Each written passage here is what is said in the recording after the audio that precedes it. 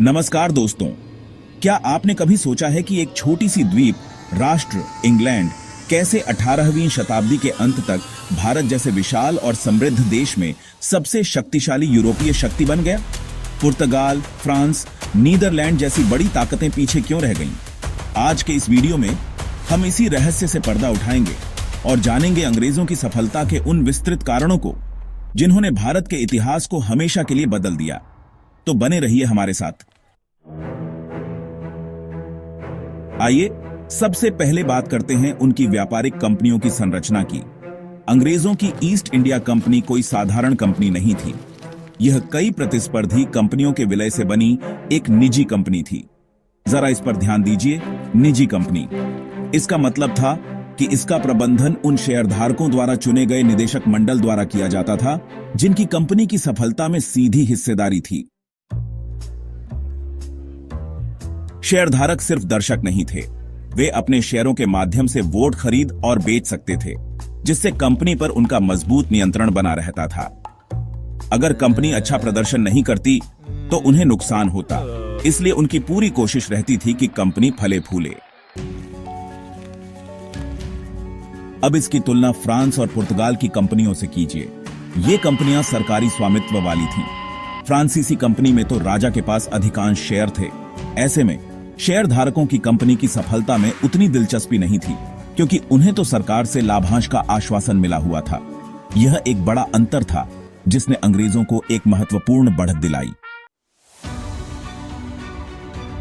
अब बात करते हैं समुद्र की रानी की, ब्रिटिश नौसेना की। उस समय ब्रिटेन के पास न केवल सबसे बड़ी बल्कि सबसे उन्नत नौसेना भी थी। याद कीजिए स्पेनिश आर्मडा और ट्राफलगर की लड़ाई में उनकी शानदार जीत को। इसने ब्रिटिश नौसेना को यूरोपीय शक्तियों में सर्वोच्च स्थान दिला दिया था। भारत में भी ब्रिटिश नौसेना ने अपने तेज और शक्तिशाली जहाजों के दम पर पुर्तगाली और फ्रांसीसी नौसेनाओं को धूल चटाई। अंग्रेजों ने पुर्तगालियों से सबक सीखा था कि एक मजबूत नौसेना कितनी महत्वपूर्ण होती है, और उन्होंने लगातार अपने जहाजों को तकनीकी रूप से बेहतर बनाया। समुद्र पर नियंत्रण का मतलब था व्यापार मार्गों पर नियंत्रण, और यह अंग्रेजों के लिए सोने की खान साबित हुआ। 18वीं शताब्दी का पूर्वार्ध इंग्लैंड के लिए एक क्रांतिकारी दौर था, औद्योगिक क्रांति का दौर। सूत काटने की मशीन, भाप इंजन और पावर लूम जैसे नए आविष्कारों ने उत्पादन के तरीकों को पूरी तरह से बदल दिया। कपड़ा, धातु, भाप, शक्ति और कृषि जैसे क्षेत्रों में उत्पादन कई गुना बढ़ गया। हालांकि यह क्रांति बाद में अन्य यूरोपीय देशों में भी फैली, लेकिन शुरुआत में इंग्लैंड को इसका जबरदस्त फायदा मिला। उनके पास उत्पादन की अधिक क्षमता थी, जिससे वे भारत में सस्ती और बड़ी मात्रा में सामान बेच सकते थे और मुनाफा कमा सकते थे। सिर्फ व्यापार और तकनीक ही नहीं, अंग्रेजों की सैन्य क्षमता भी कमाल की थी। उनके सैनिक बहुत अनुशासित और अच्छी तरह से प्रशिक्षित थे। ब्रिटिश कमांडर कुशल रणनीतिकार थे और उन्होंने युद्ध में नए नए तरीके अपनाए।